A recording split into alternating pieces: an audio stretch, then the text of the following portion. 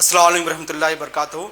आज एक अहम वीडियो लेकर हम आपके सामने हाजिर हुए हैं। जैसा कि आप तमाम सभी अहबाब जानते हैं कि 22 सितंबर से कर्नाटक हुकूमत की जानिब से सोशो इकोनॉमिक एजुकेशनल एक सर्वे हो रहा है, जिसे हुर्फ़-ए-आम में कास्ट सेंसस कहा जाता है, जिसमें ये 15 दिनों तक ये सर्वे चलेगा, जिसमें इल्यूमिनेटर्स आकर घर घर आकर आपके अहल खाना की समाजी हालत, सूरत हाल, समाजी सूरत हाल, तालीमी सूरत हाल, इक़्तिसादी सूरत हाल के बारे में जानकारी हासिल करेंगे। फिर उसका डेटा तैयार करेंगे, जिसके बाद हुकूमत को दिया जाएगा, जिससे हुकूमत को पॉलिसी मेकिंग में आसानी होगी।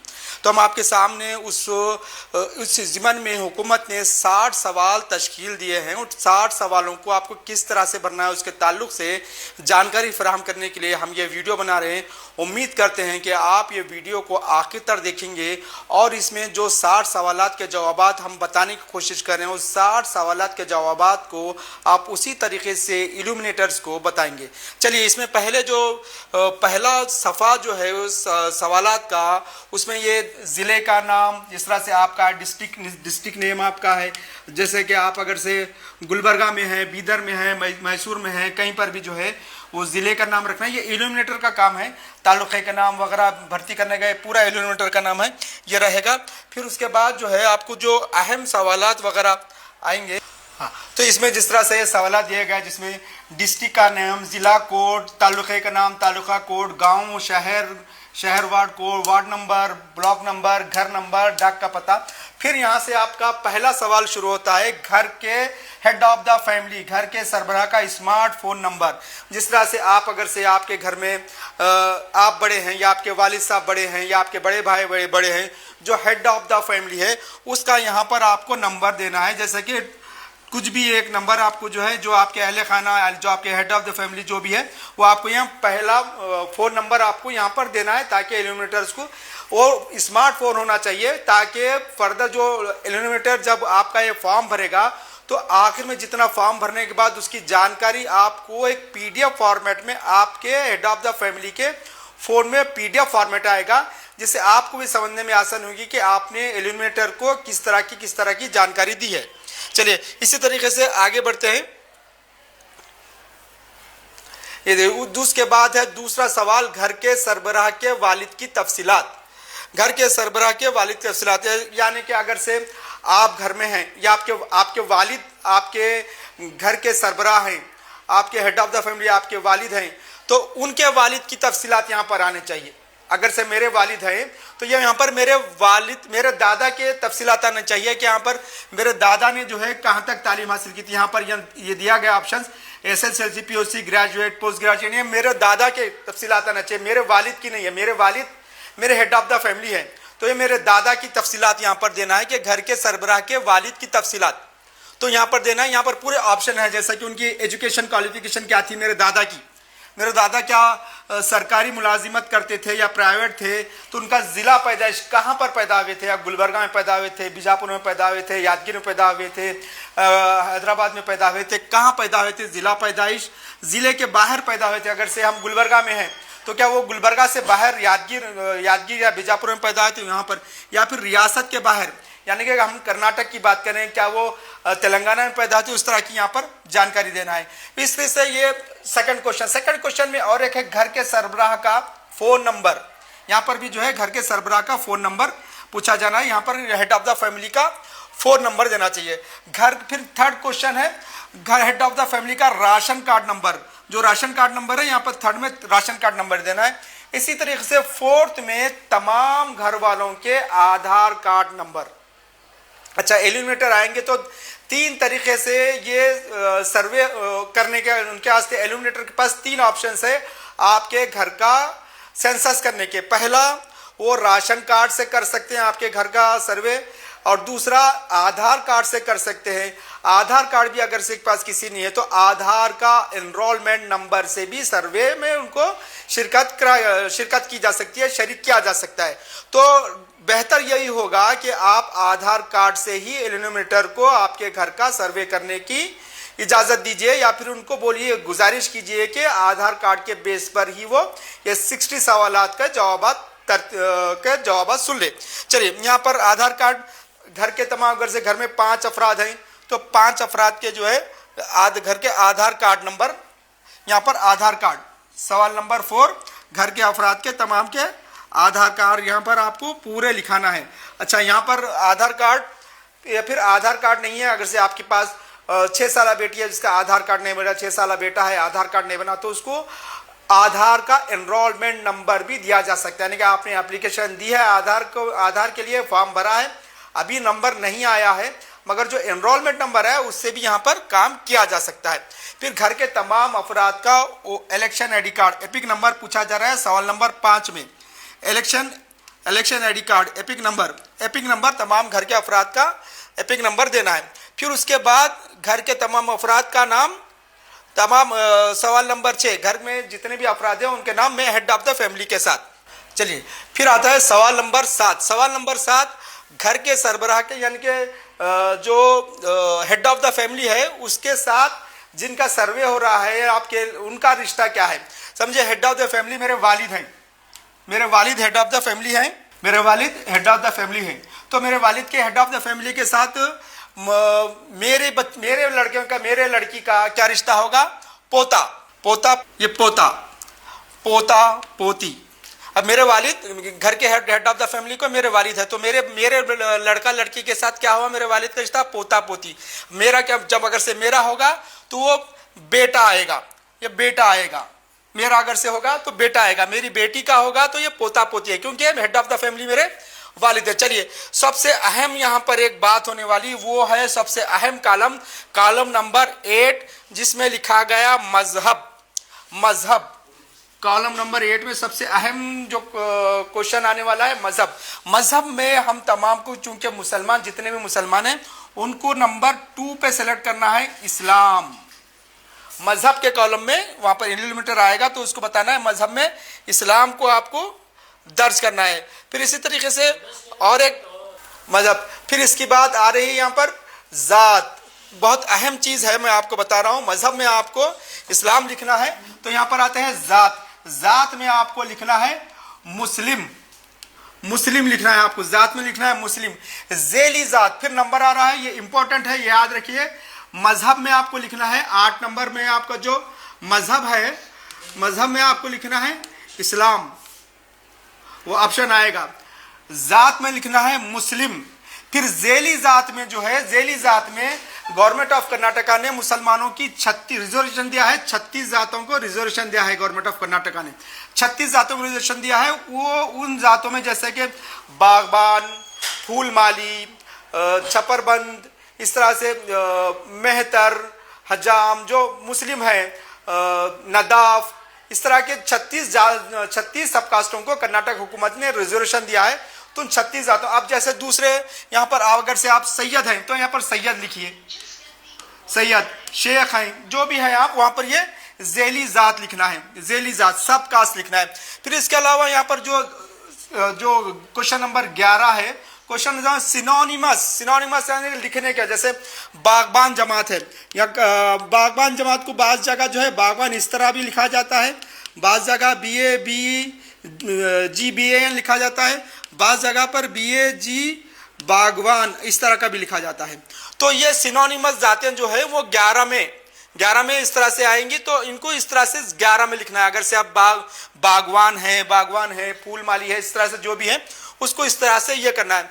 फिर यहाँ पर क्वेश्चन नंबर 12 है, क्या आप जात सर्टिफिकेट हासिल किए, कास्ट सर्टिफिकेट आपके पास है, अगर से आप खसाब हैं, कुरैशी हैं तो उनको रिजर्वेशन हासिल है, तो कास्ट सर्टिफिकेट अगर से है तो कास्ट सर्टिफिकेट हाँ लिखना है। अगर से आप खसाब हैं, आपके पास कास्ट सर्टिफिकेट नहीं है तो नहीं लिखना है। इसी तरह जेंडर 13 नंबर पे आ रहा है, जेंडर मेल, फीमेल या थर्ड जेंडर। अगर से आप मेल है, फीमेल है, यहाँ पर थर्ड जेंडर लिखना है। जिस दिन आपका सर्वे हो रहा है, जिस दिन आपका सेंसस हो रहा है, उस दिन आपकी उम्र क्या है वो यहाँ पर उम्र लिखना है। समझिए, जो भी आपकी उम्र है, जरूरी नहीं है कि डेट ऑफ बर्थ के मुताबिक आप वो एग्जैक्ट करके बताएं, जो उम्र चल रही है उसी उम्र के हिसाब से यहाँ पर आपको सवाल नंबर 14 में जो है आपको आपकी एज लिखाना है। या इस तरह से ये 14 हो गए। अच्छा, एक अहम बात यहाँ पर है जो है सवाल नंबर 15 15 में सबसे अहम बात यह है कि हम में से बहुत से लोग मादरी जबान की अहमियत नहीं समझते। मादरी मदर टंग, कर्नाटक में बेशतर मुसलमानों की मादरी जबान है उर्दू। हम लोग गफलत में क्या कर देते हैं, हिंदी बोलते हैं अपनी मादरी जबान को। कर्नाटक में बेशतर मुसलमानों की मादरी जबान है उर्दू। इसलिए कॉलम नंबर 3 सवाल नंबर 15 में, सवाल नंबर जो 15 है मादरी जबान का, उसमें टिक करना है उर्दू। तीसरे नंबर पर है।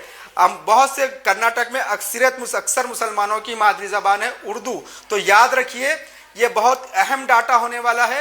तो उस डेटे का सही इस्तेमाल होने से अपनी मादरी जबान उर्दू जरूर लिखाएं। हाँ, जिनकी मादरी जबान उर्दू नहीं है वो दूसरी जबानें लिखाने के लिए आज़ाद हैं, मगर जिन मुसलमानों की मादरी जबान उर्दू है वो कॉलम नंबर 15 नंबर सवाल नंबर 15 में उर्दू को जरूर टिक करें। अच्छा, इसके बाद आ रहा है सवाल नंबर 16। सवाल नंबर 16 में आपको पूछा जा रहा है आप हैंडीकैप हैं क्या। सवाल नंबर 16 पूछा जा रहा है हैंडीकैप हैं क्या। हैंडीकैप अगर से हैंडीकैप हैं तो उसका एक हर हैंडीकैप को एक यूडीआईडी नंबर मिलता है। अगर से है तो वो यूडीआई नंबर यहां पर आपको देना है। अगर आपके पास यूडीआई नंबर ना हो तो माजूर पेन की सर्टिफिकेट, यानी सर्टिफिकेट जो होती है हैंडीकैप सर्टिफिकेट, वो होना। अगर से के पास आपके पास यूडीआई नंबर भी नहीं है और इसकी आपके पास माजूरपन की सर्टिफिकेट भी नहीं, हैंडीकैप सर्टिफिकेट भी नहीं है, तो फिर आपको क्या करना है, जो एलिमिनेटर आएगा वो आपकी फोटो लेगा। भाई आपका पाँव अगर से पोलियो ज़दा है, किस तरह से आपका कौन सा बॉडी का कौन सा पार्ट से आप हैंडीकैप है, उसकी आपकी फोटो लेगा। तो इसके ऊपर बराबर कोऑपरेट करें। 16 नंबर सवाल को अच्छी तरह समझ लें। सवाल नंबर 16, सवाल नंबर 16 में भी है कि वही सवाल 16 को और आगे गया है, क्या आप अगर से हैंडीकैप है तो रोज अपनी सरगर्मियों के लिए आपने कोई केयर टेकर रखा है। तो यहाँ पर सवाल है, यहाँ पर अगर से हाँ तो क्या आपने एम्प्लॉय रखा है या फिर आपकी देखभाल के जो हैंडीकैप है उसके देखभाल के लिए कोई घर का आदमी काम करता है, वो यहाँ पर टिक करना। अगर हाँ तो खानदानी फर्द या फिर आपने उसको एम्प्लॉय रखा है, वो आपको टिक करना है। फिर आप जो अगर से आप हैंडीकैप हैं तो हैंडीकैप के दौरान जो है उसको अपने हेल्प के लिए कौन से सामान इस्तेमाल करते हैं उसकी लिस्ट यहाँ पर दी है। जैसे कि ट्राईसाइकिल दी गई है, स्मार्ट छड़ी दिए गए हैं, सुनने का आला दिया गया है, चौपाई दिया गया है। हाँ, इस तरह से ये इलेक्ट्रॉनिक चेयर दी गई है, बैसाखी दी गई है। ये ऑप्शंस हैं आपको। अगर से आप माजूर हैं, हैंडीकैप हैं, तो ये ऑप्शंस आपके पास हैं कि आपको किस तरह से आपकी रोजमर्रा आप डेली लाइफ में अपने आप को मूव करने के लिए किन चीजों का इस्तेमाल करते हैं। इस तरह से जो है क्वेश्चन नंबर 17 में पूछा जाए आपकी मार्शल स्टेटस, आप शादीशुदा हैं या नहीं हैं। इसमें पूरी तरीके से पूरी एक लिस्ट बताई गई है। 14 ऑप्शंस आपको दिए गए हैं। 14 ऑप्शंस में पूछा गया है कि आप गैरशुदा अनमैरिड हैं, अनमैरिड यहाँ इसी बरादरी में अगर से आप सैयद हैं तो सैयद बरादरी में शादी की, आप बागबान हैं तो क्या बागबान बरादरी में शादी की, आप खसाब हैं तो खसाब बरादरी में शादी की है, या फिर बैन बरादरी शादी यानी कि इंटर कास्ट मैरिज हुई है।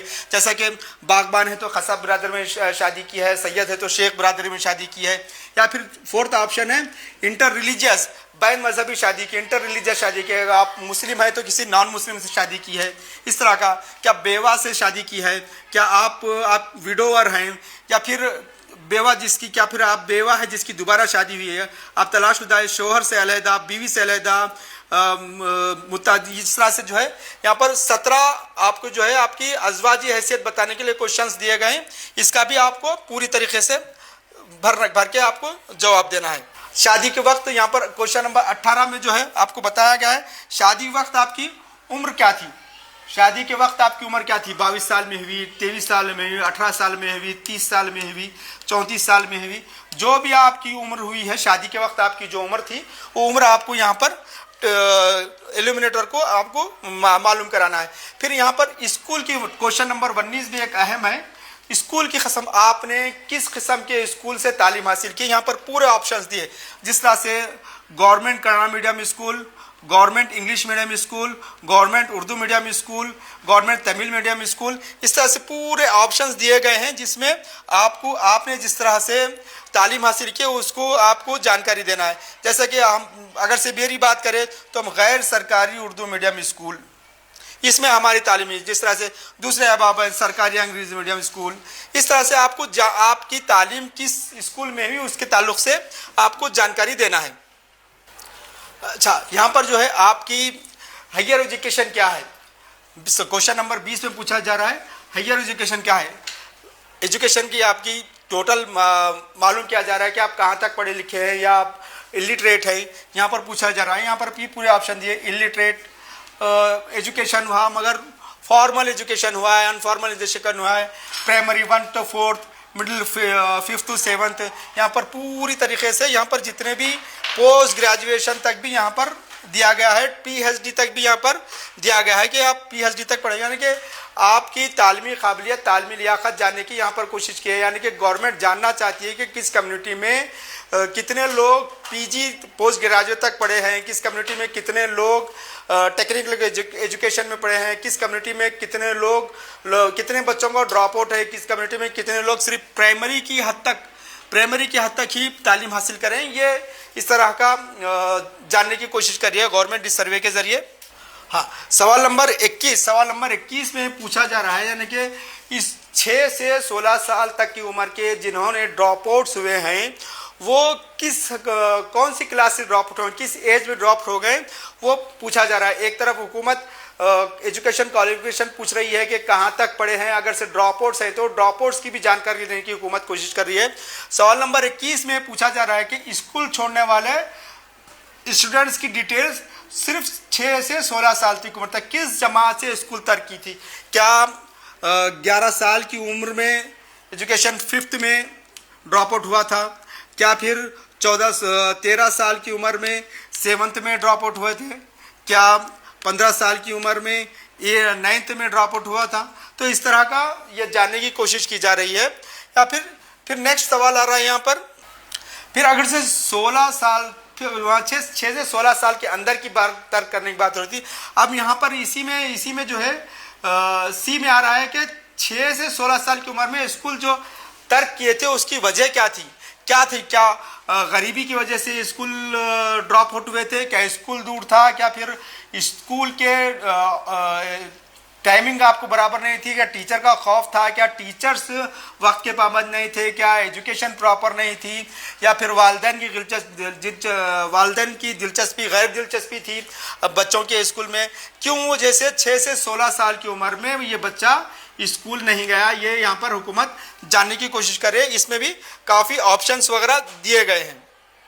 सवाल नंबर 22 में अब नेक्स्ट लेवल पे आ गया है। सवाल नंबर 22 में पूछा गया है कि 16 साल से, सवाल नंबर 22, 16 साल से 40 साल तक की उम्र में एजुकेशन कंटिन्यू ना करने की क्या वजूहत है। 10th पढ़े, 10th पढ़ने के बाद छोड़ दिया, डिसकंटिन्यू हो गए, PUC में नहीं लिया, किसी डिप्लोमा में एडमिशन नहीं लिया, छोड़ने की वजह क्या थी। वही था, क्या गुर्बत मसाइल थे, गुर्बत माली मसाइल से थे, क्या कॉलेज के स्कूल के औकात ये थे, क्या पढ़ाई समझ में दुश्वारी हो रही थी, क्या वजह से 16 साल के मैट्रिक के बाद एजुकेशन जारी नहीं रखा गया, उसकी भी यहाँ पर जानकारी लेने की कोशिश की गई है।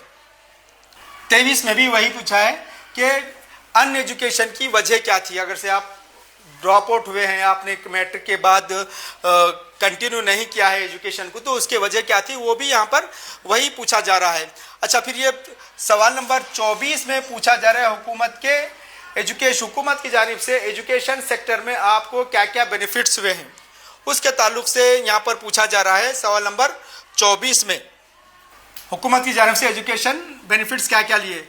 Veterinary, agriculture, horticulture, forestry, fisheries courses में क्या दाखिला लिया था, क्या गवर्नमेंट मेडिकल सीट ली थी, क्या गवर्नमेंट कॉलेज से इंजीनियरिंग सीट ली थी, या फिर आयुर्वेदिक कोर्सेस, होम्योपैथी, यूनानी, नेचुरोपैथी कोर्सेस में गवर्नमेंट कॉलेजेस में दाखिला लिया था, डिप्लोमा कोर्सेस में दाखिला लिया था, मेडिसिन के PG कोर्सेस में दाखिला लिया था, या दीगर प्रोफेशनल कोर्सेस में दाखिला लिया था, या किसी तरह से तमाम यहाँ पर जो है BA, BSc, BCom, MCom BCom, MSc, सरकारी हॉस्टल, अगर से आपने अपने एजुकेशन टाइम एजुकेशन पीरियड में गवर्नमेंट की किसी फैसिलिटी का आपने फ़ायदा लिया था तो उसकी यहाँ पर आपको जानकारी देना है। इसी तरीके से इसी में सवाल है बी में, सरकारी मुलाजमत के फ़ायदे। बी में जो है सरकारी मदद के आपको group A, B, C, D, इसमें से कोई आप जॉब मिला आपको गवर्नमेंट से, ग्रुप ए का, ग्रुप बी का, ग्रुप सी का, ग्रुप डी, जिसे जो है सबसे कम चपरासी जिसे कहा जाता है, पियोन, इस तरह की आपको क्या तो जॉब वगैरह मिली है, उस तरह का यहाँ पर पूछा गया है। अपने यहाँ पर इसी में सी में पूछा गया है रेसिडेंशियल स्कूल्स या फिर हॉस्टल्स की सहूलत आपने अपने स्टूडेंट पीरियड में इस्तेमाल की है। Pre matric hostel, post matric hostel, government residential school, Navodaya Morarji Desai residential school, Rani Chennamma residential school, Kasturba, क्या आपने इसमें से किसी स्कूल से अपनी तालीम के तालीमी मरहले के दौरान क्या इस्तेमाल किया है, ये इसमें पूछा जा रहा है।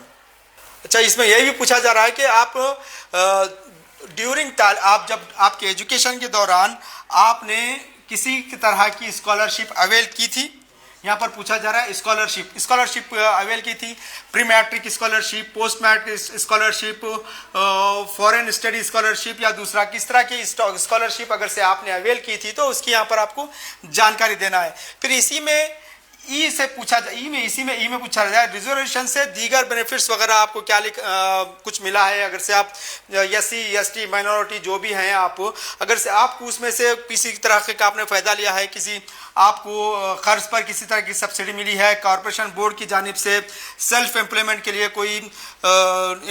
कोई आपको लोन मिला है, या आपको जो है मुफ्त साइट या प्लॉट मिला है, या फिर एग्रीकल्चर लैंड आपको कहीं से मिली है रिजर्वेशन पॉलिसी के तहत, तो अगर से मिली है तो आपको उसकी भी जानकारी यहाँ पर देना है। फिर इसी तरीके से क्योंकि हैदराबाद कर्नाटक को आर्टिकल कॉन्स्टिट्यूशन ऑफ इंडिया के आर्टिकल 371J के तहत खुसूसी फ़ायदे हासिल हैं, तो यहाँ पर भी वही पूछा जा रहा है कि आर्टिकल 371J के तहत आपको कुछ फ़ायदे मिले हैं या नहीं हैं।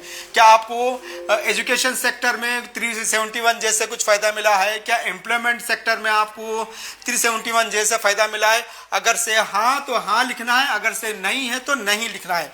अच्छा, फिर यहाँ पर फिर एक अहम सवाल पूछा जा रहा है जिससे आपका एम्प्लॉयमेंट वगैरह का परसेंटेज क्या है गवर्नमेंट को मालूम होगा, चाहे वो प्राइवेट सेक्टर में हो चाहे वो गवर्नमेंट सेक्टर में हो। यहाँ पर पूछा जा रहा है, क्वेश्चन नंबर 26 में पूछा जा रहा है, क्या आप बरसरे रोजगार हैं, क्या आप एम्प्लॉयमेंट है आपके पास, पूछा जा रहा है। तो इसमें ऑप्शन भी दिया गया है, आप सेल्फ एम्प्लॉयमेंट कर रहे हैं, घरेलू काम नहीं, अभी आपको जो है एम्प्लॉयमेंट नहीं मिला है, क्या आपने एम्प्लॉयमेंट के लिए एप्लीकेशन दिया है, काम करने की सलाहियत नहीं है, पढ़ाई की वजह से काम नहीं किया जा रहा है, या फिर आपको मुलाजिमत की ज़रूरत नहीं है। इस तरह के कई ऑप्शंस यहाँ पर दिए गए हैं क्वेश्चन नंबर 26 में। फिर क्वेश्चन नंबर 27 पर जो है ये थोड़ा सा ये ग्रेड 1 किस तरह से जो है गैर सरकारी सेक्टर में माहाना तनख्वाह पर अगर से खुसूसी ओहदों पर खिदमत अंजाम देने वाले अफराद, जैसा कि ये बहुत बड़ी चीज़ है, जैसा कि आप किसी governor, CM, supreme court, high court के जजेस वगैरह हैं, क्या इस तरह की वहाँ पर जानकारी दी जा रही है। मरकज़ी हुकूमत, सेंट्रल हुकूमत में आपने कोई सर्विस दी है, सेंट्रल एजेंसीज, बोर्ड्स, कॉरपोरेशन में आपने खिदमत दी हैं, डिफेंस सर्विसेज में हैं, रियासती हुकूमत में खिदमत की, जो ग्रेड 1 के हैं, group A, group B, group C, कौन से आपने ये किए हैं उसके बारे में यहाँ पर आपको जानकारी देना है। मल्टीनेशनल कंपनी, टेक्नोलॉजी इदारे, इस तरह की यहाँ पर ये है इस तरह से। अच्छा, फिर आप पेंशनर्स के बारे में भी यहाँ पर बात की गई है कि आप पेंशनर हैं तो आप किस तरह के पेंशनर हैं, ये पेंशनर्स का है। अगर से पेंशनर तो क्या स्टेट गवर्नमेंट के या फिर सेंट्रल गवर्नमेंट के ए, बी के आप ए ग्रुप, बी ग्रुप के आप पेंशनर हैं, या फिर डी ग्रुप सेंट्रल और स्टेट गवर्नमेंट के सी या डी ग्रुप के पेंशनर हैं, इस तरह के आपको पेंशन, या फिर आप डिफेंस से जो है रिटायर्ड हो गए हैं या दीगर, उसको आपको यहाँ पे वाजे करना है। इस तरह से क्वेश्चन नंबर 28 28 में आप फिलहाल पूछा जा रहा है कि आप फिलहाल क्या कर रहे हैं, आपका कारोबार क्या है, आपका पेशा प्रोफेशन क्या है, आज का आपका प्रोफेशन क्या है। यहाँ पर पूरे ऑप्शंस वगैरह दिए हैं, तकरीबन 110 ऑप्शंस यहाँ पर दिए हैं। अगरबत्ती कारखाना, अगरबत्ती मुलाजिम, जिस तरह से 100 आपका ज़ाती मुलाजिमत है, आपका पेशा क्या है, उसके ताल्लुक से यहाँ पर ऑप्शंस दिए गए हैं। कितने हैं देखिए, 110 ऑप्शंस दिए गए हैं। 110 ऑप्शंस में आपको बताना है, 110 ऑप्शंस दिए गए हैं। 111 कुछ भी नहीं है और बता रहा, तो ये ऑप्शंस है, इसमें से आपको एक टिक करना है। इसी तरह से फिर MSME 29 पूछ रहा है कि आपने MSME में रजिस्टर कराया है, अगर से हाँ तो हाँ लिखिए, ना तो ना लिखिए। क्वेश्चन नंबर 30 की तरफ बढ़ते हैं। ये एक अहम सवाल है क्वेश्चन नंबर 30 कि आपका खानदानी पेशा क्या है। जिस तरह से बताया जाता है कि भाई जो खानदानी पेशा होता है, ज़राअत है, मवेशी पालन है, धात कारीगर, नजूमी, हज्जाम, तमाशा बताने में, पान फरोश, लोहार, खसाई का बढ़ई, खबर खोदने वाला, बुवेन, दूध फरोश, ये इस तरह के पेशे। यहाँ पर ये पेशों की भी एक बड़ी तफसील यहाँ पर बताई गई है। तकरीबन काफ़ी पेशे बताए गए यहाँ पर। ये देखिए 81 यहाँ पर जो है पेशे बताए गए हैं।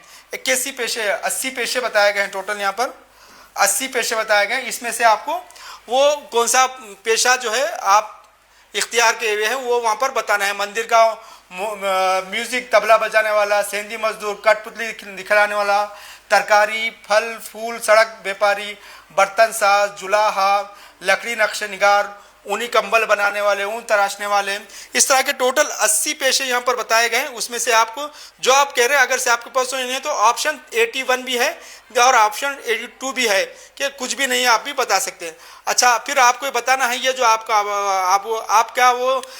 वो पेशा अभी भी जारी है, खानदानी पेशा। जो एक क्वेश्चन पूछा 31 में पूछा जा रहा है कि आपका खानदानी पेशा जारी है, यानी कि आपके बाप दादा समझिए लोहार थे, तो आप भी वो लोहार का काम कर रहे हैं, अभी भी वो पूछा जा रहा है। लोहार थे या फिर बीड़ी बनाते थे, वो बीड़ी बनाते थे, तो वो पेशा अभी भी जारी है क्या पूछा जा रहा है। अगर से हाँ तो हाँ बोलिए, या नहीं आपने वो पेशा छोड़ दिया है तो नहीं लीजिए। जिस तरह उसी तरीके से क्वेश्चन नंबर 32 में पूछा जा रहा है पेशे की वजह से बीमारी, आपके इलाके की मुकामी बीमारियां। जैसे कि कई पेशे होते हैं जिससे जो है वो पेशे इख्तियार करने वाले कई तरह की बीमारियों में मुलविस होते हैं। जैसे बीड़ी बनाने वाले के हाथ पूरी तरीके से ख़राब होते हैं, वो तपेदिक, उनको जो है तपेदिक का भी होता है। जो कई ऐसे पेशे जो सेहत के लिए मुज़िर असरात साबित हो सकते हैं, वहाँ पर निशानदही की गई है पेशे की वजह से बीमारी और आपके इलाके मुकामी। यहाँ पर आपको वो मार्कआउट करना है, एलिमिनेटर को बताना है क्वेश्चन नंबर 32 के तहत। चलिए क्वेश्चन नंबर 33 अनऑर्गेनाइज सेक्टर में डेली वेजेस काम करने वाले मजदूर, अनऑर्गेनाइज सेक्टर में डेली वेजेस पर काम करने वाले मजदूरों के बारे में पूछा गया कि आप क्या करते हैं ऑर्गेनाइज सेक्टर में, किस तरह से, क्या ऑप्शंस दिया गया उसमें। होटल में काम करते हैं, डेली वेजेस मजदूर, अगरबत्ती कारखाने, बीड़ी बनाना, घरेलू काम, कारीगर, आर्जी मजदूर, दीगर वगैरह जो भी है।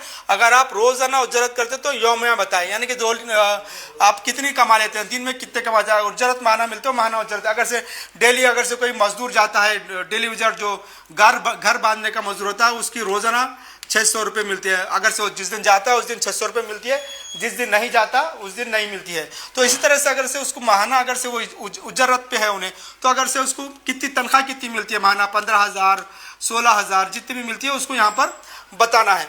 तो यहाँ पर फिर नेक्स्ट आ रहा है 34, question number 34 individual annual income बताया जाए। क्वेश्चन नंबर 34 है इंडिविजुअल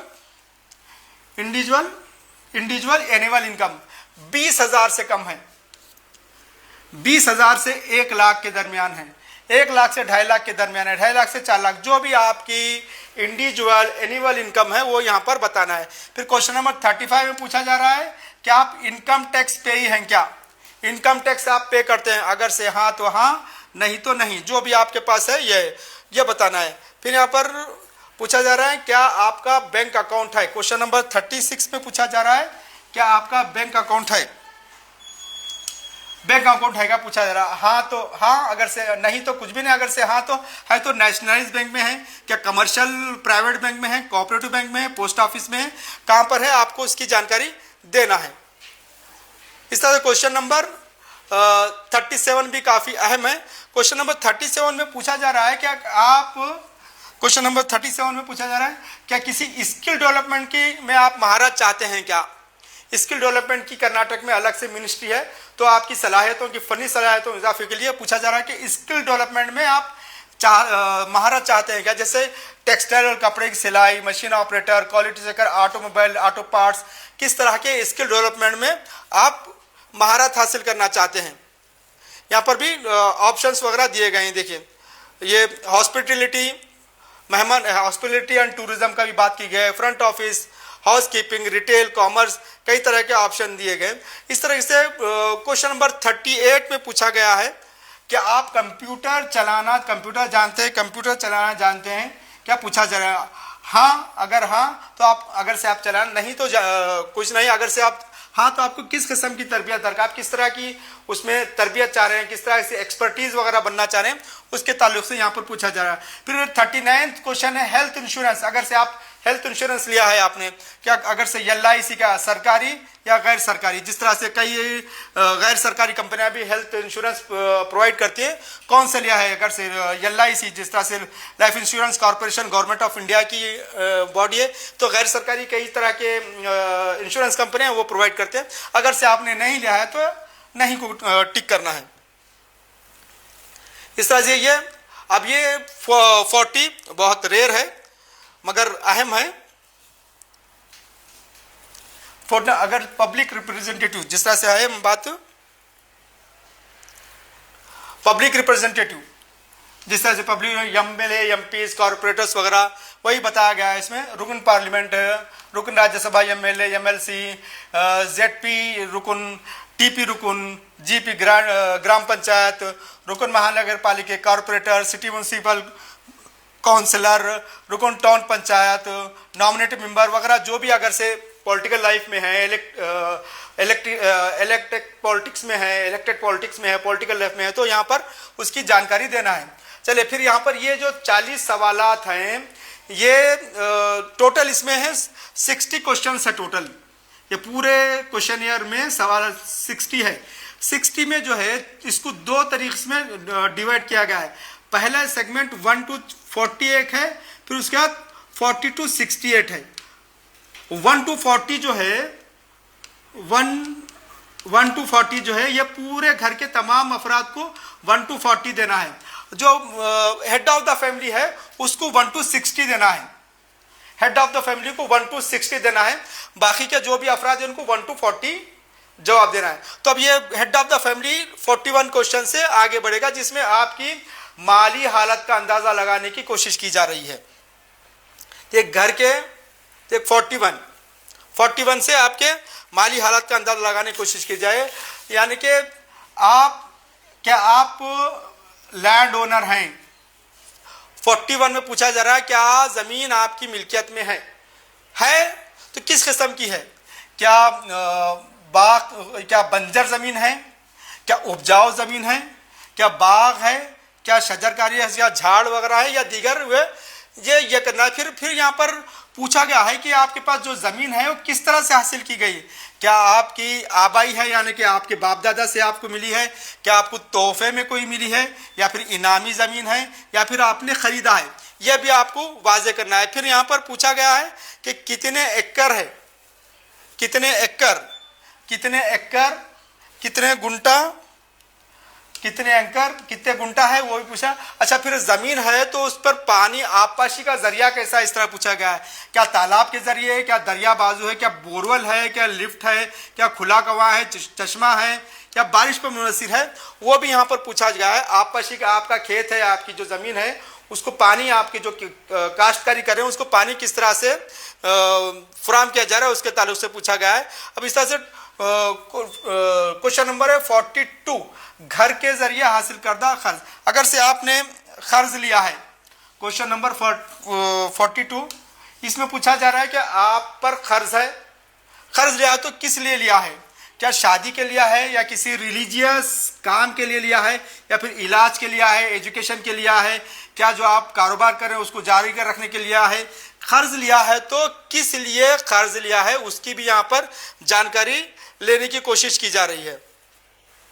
इसमें भी ऑप्शंस हैं, तकरीबन 15 ऑप्शंस यहाँ पर दिए हैं। कर्ज लिया है तो किससे कर्ज लिया है यहाँ पर पूछा जा रहा है।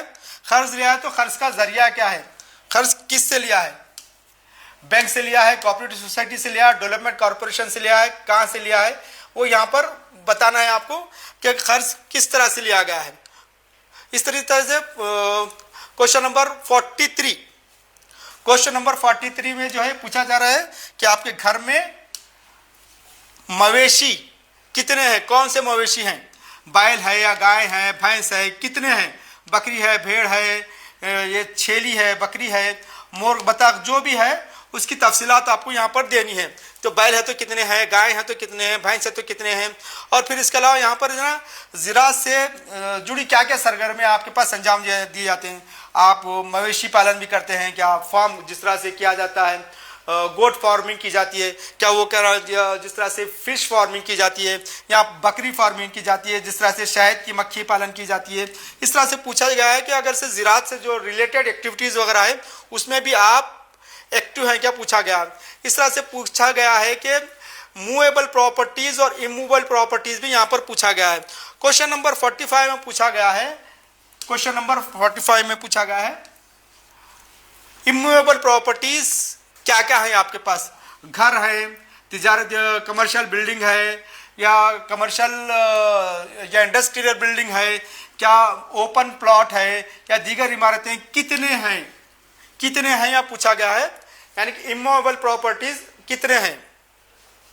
फिर इसके अलावा यहाँ पर मूवेबल प्रॉपर्टीज के बारे में भी यहाँ पर पूछा गया है, जैसे कि क्वेश्चन नंबर 46 में पूछा गया है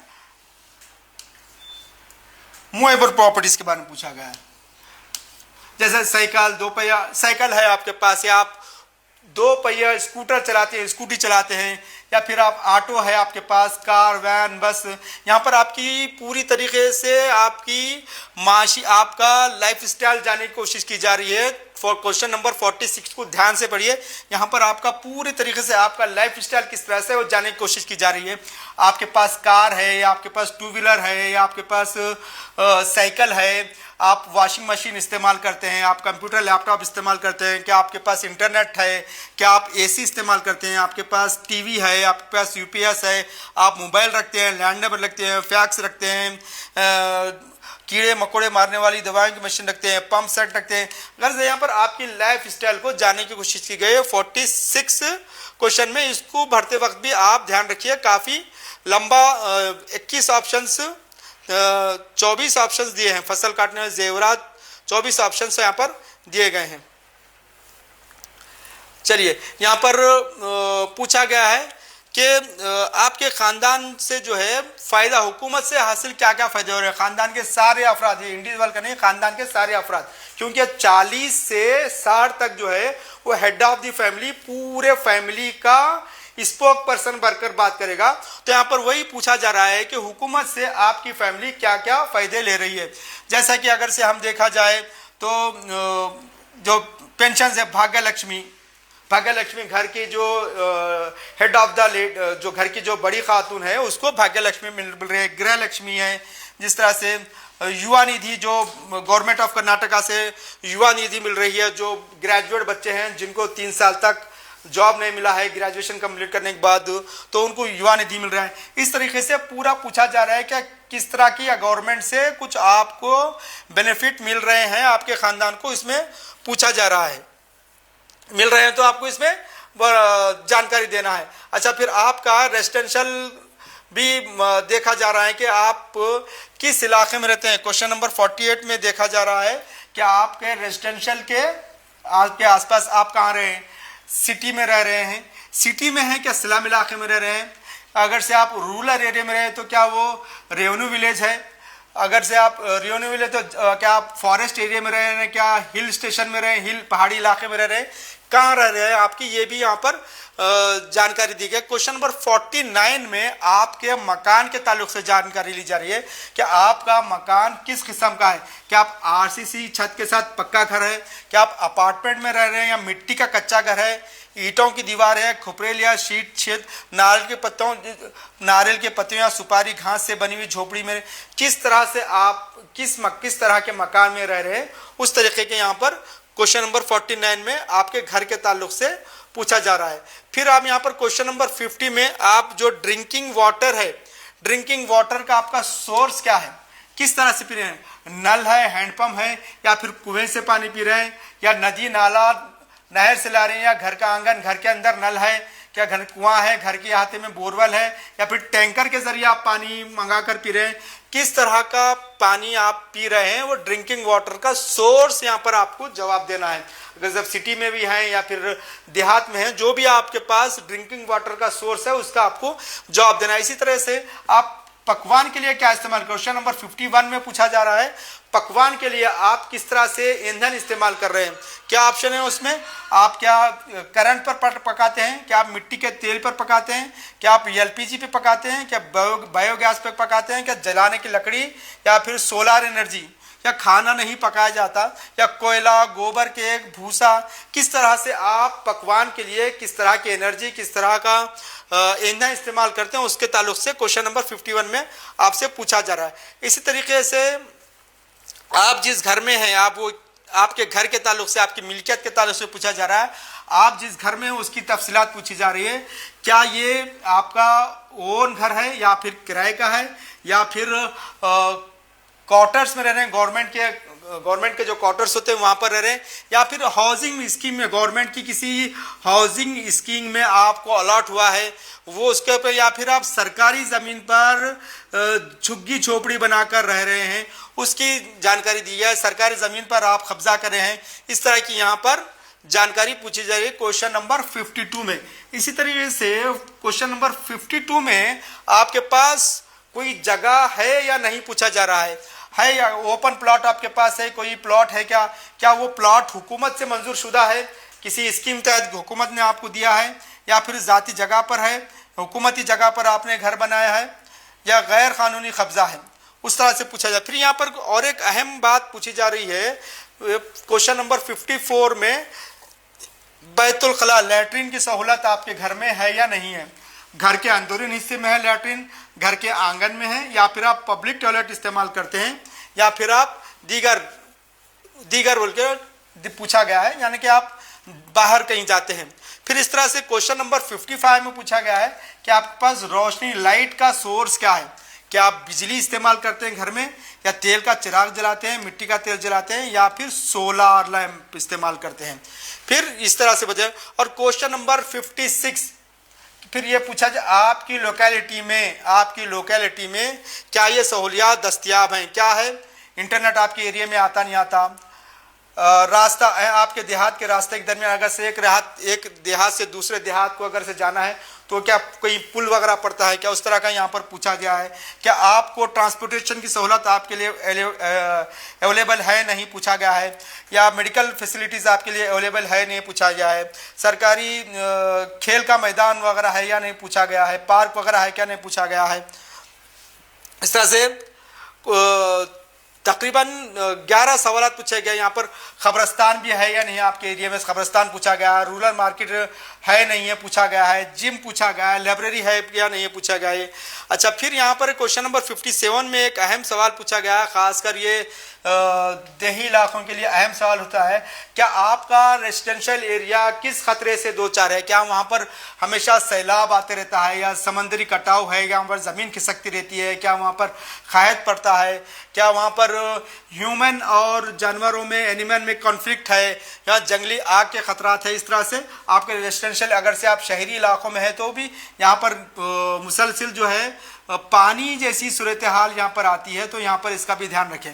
फिर यहाँ पर यह पूछा जा रहा है कि आपके क्वेश्चन नंबर 58 में पूछा जा रहा है कि आपके कुंबे का कोई फर्द एनआरआई है, एनआरआई। 58 में पूछा जा रहा है एनआरआई है क्या कोई आपके, अगर से एनआरआई है तो कौन से कंट्री में है? अमेरिका में है, ब्रिटेन में है, जापान में है, जर्मनी में, ऑस्ट्रेलिया में है, गल्फ कंट्रीज में है, कनाडा में है, रशिया में है, किस तरह के कौन से कंट्री में आपका घर का फर्द एनआरआई है, उसको यहाँ पर आपको वाजे करना है। और फिर पूछ रहा है कि किस तरह की कारोबार क्या करते हैं, अगर से हम क्या डॉक्टर हैं, क्या इंजीनियर हैं, क्या कारोबार करते हैं। अच्छा, फिर 59 में भी एक अहम पूछा गया है, क्या आपके कुंबे में कोई कोर्ट में केस चल रहा है? अगर से हाँ तो हाँ लिखिए, नहीं तो नहीं लिखिए। अगर हाँ तो आप कानूनी खिदमत अथॉरिटी से या तो आप लीगल सर्विसेज वगैरह से आपका वाकिफ है, वो आपको यहाँ पर वाजे करना है। फिर यहाँ क्वेश्चन नंबर 60 में पूछा गया है कि आपका कुंबा किसी वजह से, कुछ वजह से आप बेघर हुए हैं क्या, बेसहारा हुए हैं क्या? आखिरी सवाल है क्वेश्चन नंबर 60। अगर से हाँ तो हाँ लिखिए, नहीं तो नहीं। अगर हाँ तो अगर से आपका कुंबा किसी वजह से मुतासिर बेघर हुआ है तो क्या आप इसकी ज़िंदगी बुरी तरह मुतासिर हुई फिर, या फिर आपको रिहैबिलिटेट किया गया है? ये क्वेश्चन नंबर 60 का आखिरी है। तो इन 60 क्वेश्चंस का आपको इत्मीनान से जवाब देना है। वक्त एलिमिनेटर आएगा तो उसके साथ आपको ताउन करना है, ताउन करके वो आपको सही जवाब देना है। आप सही जवाब देंगे तो गवर्नमेंट के पास सही डेटा आएगा, सही डेटा आएगा तो आपके लिए हुकूमत सही तरीके से प्लान कर सकेगी, सही तरीके से प्लान होगा तो सही तरीके से मनसूबाबंदी होगी, तो सही तरीके से बजट अलॉटमेंट होगा।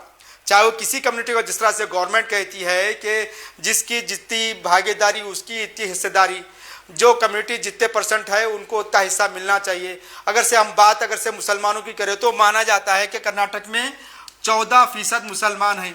तो क्या बात अगर से मजमूई बजट जितना होता है, स्टेट गवर्नमेंट का जितना बजट होता है उसका 14% मुसलमानों को मिलना चाहिए। कब मिलेगा मुसलमानों को 14% बजट? जब हुकूमत के पास डेटा होगा, हुकूमत पास डेटा होगा कि भाई कितने मुसलमान गवर्नमेंट एम्प्लॉयमेंट में, कितने मुसलमान सरकारी नौकरियों में, कितने मुसलमान हैं।